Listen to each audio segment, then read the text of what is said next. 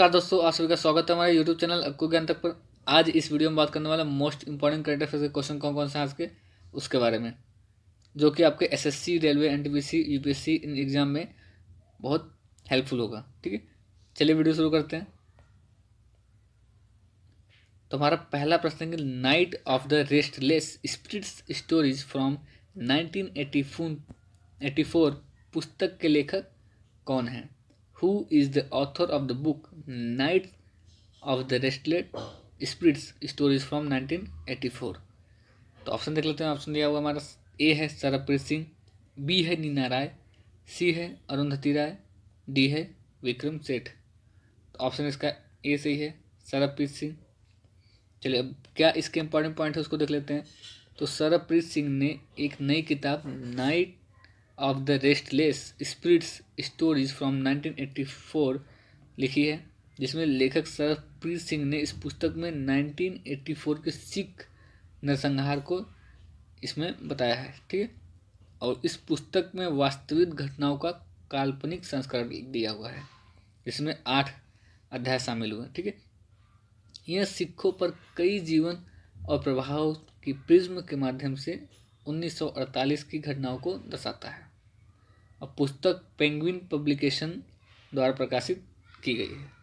ठीक है, चलिए अब बात करते हैं अगले प्रश्न की। तो हमारा अगला प्रश्न है कि किस राज्य सरकार ने उड़ीसा राज्य छात्रवृत्ति पोर्टल और सुमंगल पोर्टल नाम से 2 वेब पोर्टल लॉन्च किए हैं? Which state government has launched 2 web portals named Odisha State Scholarship Portal and Sumangal portals? तो ऑप्शन नंबर दिया हुआ है उत्तर प्रदेश, बी है मध्य प्रदेश, सी है उड़ीसा, डी है पंजाब। तो जैसा नाम में दिया हुआ कि उड़ीसा राज्य की छात्रवृत्ति है, तो ऑप्शन इसका सी सही है।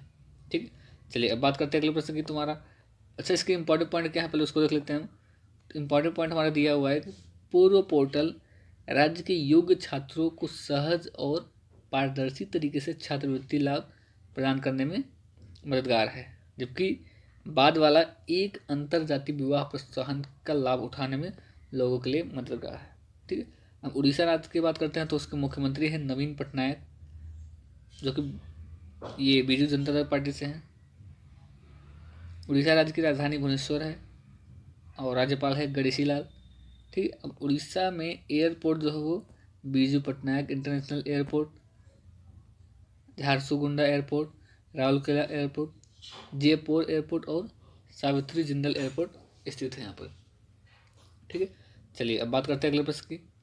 तो अगला प्रश्न हमारा दिया हुआ है कि हाल ही में उड़ीसा वन विकास निगम के अध्यक्ष के रूप में किसे नियुक्त किया गया है? Recently who was appointed as the chairman of Orissa government Orissa forest development corporation?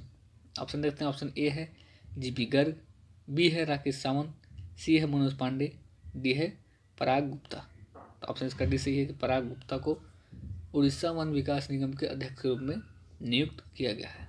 क्या इसके इंपॉर्टेंट पॉइंट है उसको हम देखते हैं पहले। तो पराग गुप्ता को उड़ीसा वन विकास निगम के अध्यक्ष के रूप में नियुक्त किया गया है।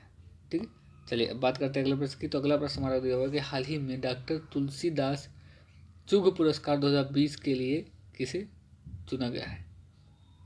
Recently who has been selected for doctor Tulsidas Chugh award 2020?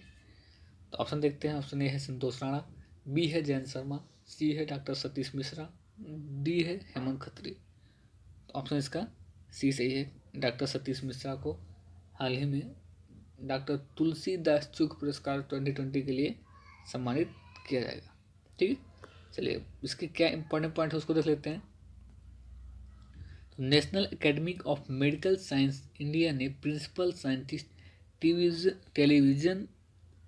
Division of molecular parasitology and immunology CSIR और CDRI लखनऊ के डॉक्टर सतीश मिश्रा को डॉक्टर तुलसीदास चुग अवार्ड 2020 के लिए चुना गया है। ठीक है, अब 2019 में एक सदस्य निर्वाचित national academy of medical science Bharat में दिया गया। ठीक है, अब 2018 में से एक सदस्य निर्वाचित national academy of science Bharat का था और फिर 2018 में भारतीय चिकित्सा अनुसंधान परिषद भारत सरकार द्वारा शकुंतला अमीर चंद पुरस्कार दिया गया था।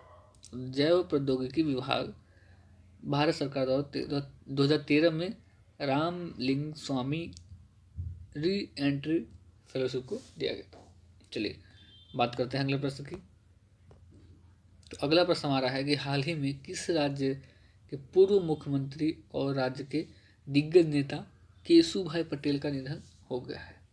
Recently the former chief minister of which state and veteran leader of the state Keshubhai Patel has passed away.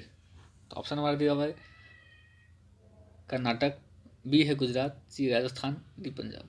तो ऑप्शन इसका बी सही है कि गुजरात। क्या इसके इम्पोर्टेंट पॉइंट वो देख लेते हैं।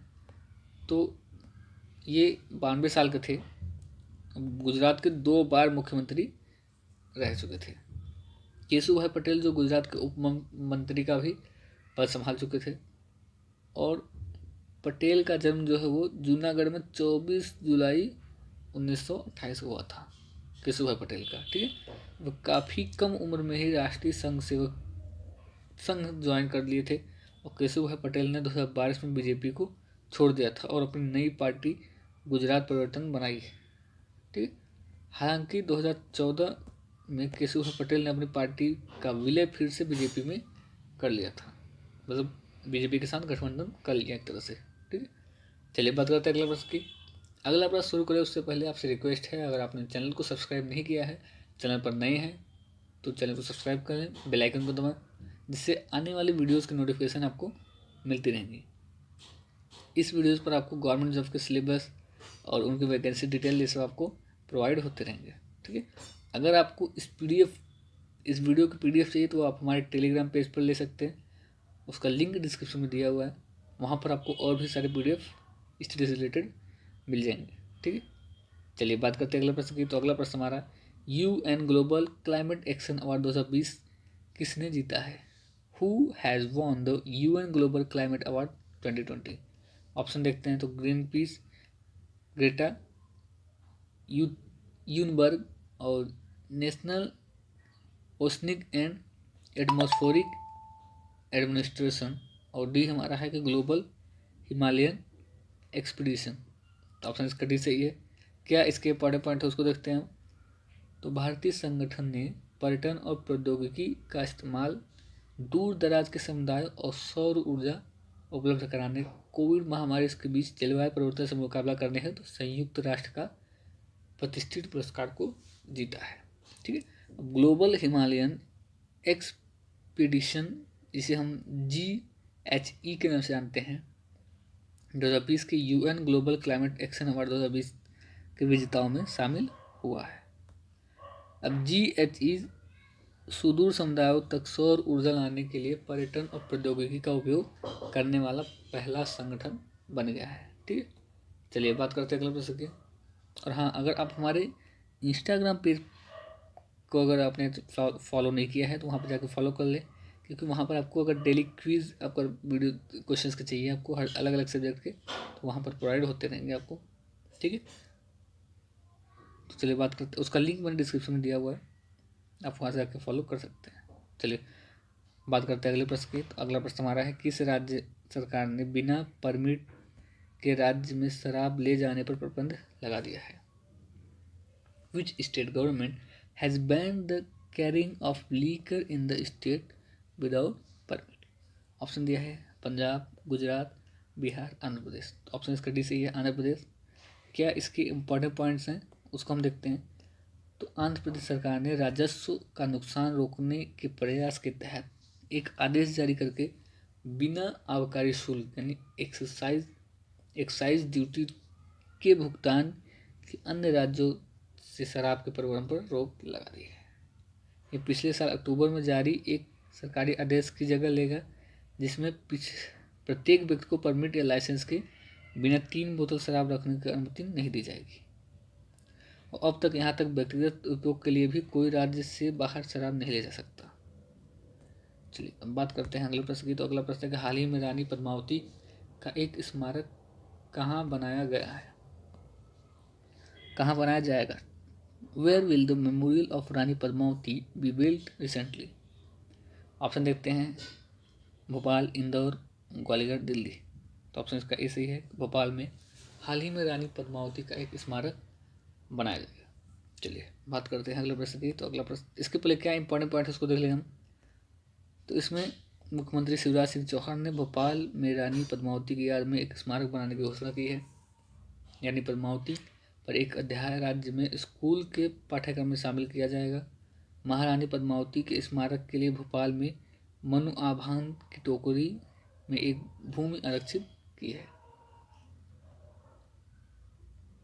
2 लाख रुपए नगद और 2 पुरस्कारों के साथ प्रत्येक पुरस्कार को महान योद्धा महाराणा प्रताप और रानी पद्मावती के नाम पर महाराणा सौर पुरुष और पद्मिनी पुरस्कार के रूप में स्थापित किया जाएगा। तो ये आपको याद रखना है। करंट अफेयर्स का मोस्ट इंपॉर्टेंट क्वेश्चन है जो कि जनरल एग्जाम में पूछे जाएंगे। पद्मिनी पुरस्कार और महाराणा सौर पुरस्कार। ठीक है, चलिए बात करते हैं अगले प्रश्न की। तो अगला प्रश्न है कि हाल ही में 6वें ब्रिक्स संसदीय मंच में भारत का प्रतिनिधित्व किसने किया? Who has recently represented India in the 6th BRICS parliament forum? Option देखते हैं। ऑप्शन ए है नरेंद्र मोदी, बी है जयशंकर, सी है ओम बिरला, डी है राजनाथ सिंह। तो ऑप्शन इसका बी सही है। एस जयशंकर ने हाल ही में 6वें ब्रिक्स संसदीय मंच में भारत का प्रतिनिधित्व किया है। तो इसमें क्या इंपॉर्टेंट पॉइंट वो देखते हैं। तो 6th ब्रिक्स संसदीय मंच का वर्चुअल माध्यम से आयोजन रूसी संसद के अध्यक्ष व्याचेस्लाव वोलोदिन की अध्यक्षता में किया गया था। फोरम समकालीन वैश्विक मुद्दों की एक सीमा पर सांसदों की भूमिका को मजबूत करने के उद्देश्य से ब्रिक्स देशों के संसदीय स्तर के बीच बातचीत और कूटनीति को सुविधाजनक बनाने के लिए प्रभावी मंच प्रदान करना था इसका। ठीक है, चलिए अब फोरम का जो थीम था वो था BRICS partnership in interest of global stability, general safety and innovative growth, parliamentary dimension है। तो ये इसका थीम था। चलिए बात करते हैं अगले और आखिरी प्रश्न की कि सब्जियों के लिए आधार मूल्य निर्धारित करने वाला देश कौन सा बन गया है? Which state has become the first state to set the price of vegetables? Option देखते हैं। छत्तीसगढ़, तमिलनाडु, उड़ीसा, केरल। तो ऑप्शन इसका दिस है केरल। क्या इंपॉर्टेंट पॉइंट है उसको देखते हैं। तो आधार मूल्य सब्जी का उत्पादन लागत से 20% अधिक होगा। अगर बाजार मूल्य आधार मूल्य से नीचे चला जाता है तो उत्पाद किसान के आधार मूल्य पर खरीदा जाएगा। पहले चरण में सब्जियों की 16 किस्मों को शामिल किया जाएगा और नियमित रूप से आधार मूल्य को संशोधित करने का प्रावधान है इसमें। केरल के मुख्यमंत्री हैं पिनाराई विजयन और राज्यपाल है आरिफ मोहम्मद खान। ठीक है, चलिए बात करते हैं कि जो हमने कल क्वेश्चन पूछा था उसका क्या आंसर है। तो 2-3 लोगों का जवाब सही था। तो क्वेश्चन क्या था वो देख लेते हैं। तो क्वेश्चन हमारा था कि हाल ही में हीरो मोटर को अपने भारतीय बाजार के लिए किस मोटरसाइकिल कंपनी के साथ समझौता किया है? ऑप्शन देखते थे। ऑप्शन था हमारा कल कि डुगाटी, यामाहा, होले डिवीजन और बजाज। तो ऑप्शन का सी जिस लोगों ने किया था उसका आंसर सही है। क्वेश्चन ऑफ द डे क्या है उसको देखते हैं। तो आज का क्वेश्चन है कि हाल ही में ई बोर्डिंग को सक्षम करने वाला भारत का पहला हवाई अड्डा कौन बना है? तो उसका आंसर आप कमेंट करके बताना है। और अगर आपने चैनल को सब्सक्राइब नहीं किया है तो चैनल को सब्सक्राइब करें, बेल आइकन को दबाएं, जिससे आने वाली वीडियो की नोटिफिकेशन आपको मिलती रहेगी। चलिए मिलते हैं आपसे अगले वीडियो में। Thanks for watching.